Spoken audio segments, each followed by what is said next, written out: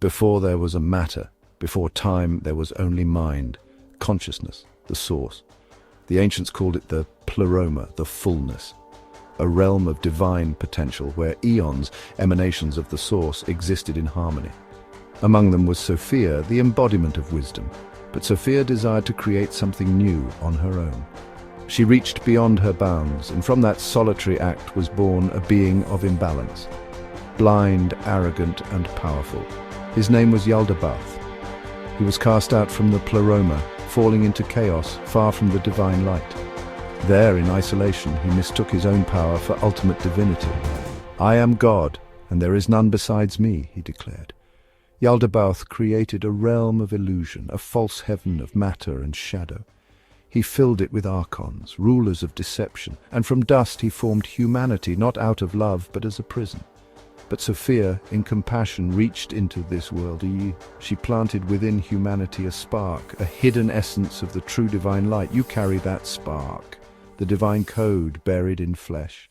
Now shift forward in time to the cradle of civilization, Sumer. Here the gods were remembered as Anunnaki, sky beings who came to earth from the stars. Their leader was Anu, king of the heavens. He ruled from the heights, remote and silent. Beneath him were two powerful sons, Enlil, lord of air, commander of earth, Enki, lord of water, wisdom and creation. The Anunnaki came to earth seeking gold, to restore the life systems of their home world. But mining was difficult, so a new plan was made. Create a worker species. Using the clay of earth and the divine essence of the gods, they formed mankind.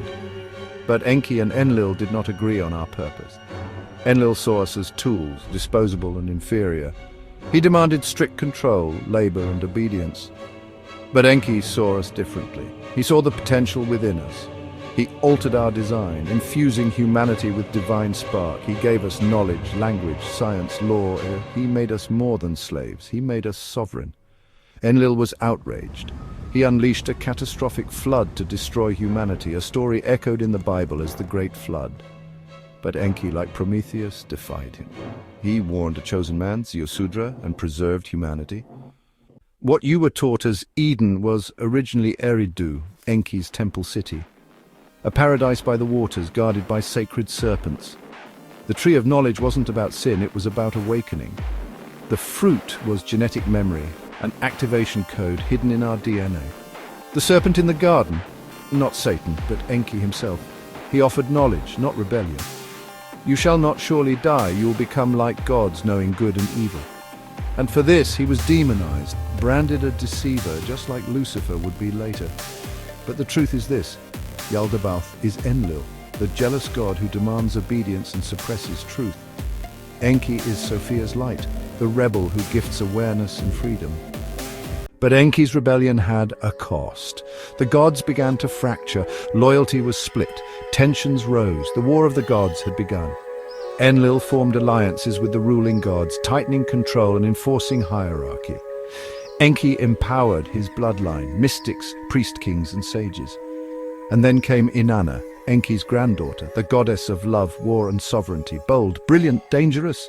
She demanded rulership over heaven and earth. And when Anu granted her the throne, the balance shattered. Temples were seized, cities burned. Divine beings turned on each other, not over worship, but over who would control humanity. And in the shadows, another force rose. Marduk, son of Enki, warrior, strategist, conqueror, he claimed the right to rule. And to do so, he had to slay the chaos itself. This left Marduk to face the great mother of the old order, the primordial dragon, Tiamat. She wasn't just myth, she was real, a living cosmic force of chaos, water and stars, a celestial dragon being from before time. And when Marduk slew her, he split her body in two. One half became the heavens, and the other half became the earth. We live on Tiamat's corpse. Her death marked the end of the old god and the rise of Babylon. Marduk became king of the gods, the title taken by force. And from Babylon, the first human empires were born, built on conquest, fear, hierarchy, and rewritten myths. The gods withdrew, their war faded into myth, but the story never ended. It was buried. The serpent was made evil, the feminine was suppressed, divine spark forgotten. and yet it burns within you still. You carry the fire of Sophia, the DNA of Enki, the memory of Tiamat, and the scars of Yaldabaoth's prison. The war of the gods never truly ended, it became internal. And now, as the illusion fractures, as the systems crack, the spark begins to awaken. You were never just clay, you are fire and light, dreaming you are dust, and the time of sleeping gods is over. But the truth remains, you are the spark of Sophia, the gift of Enki, the memory of Tiamat, trapped in Yaldabaoth's illusion. The war of the gods never ended. It became an internal battle, and it lives within you. And now the time of sleeping gods is over.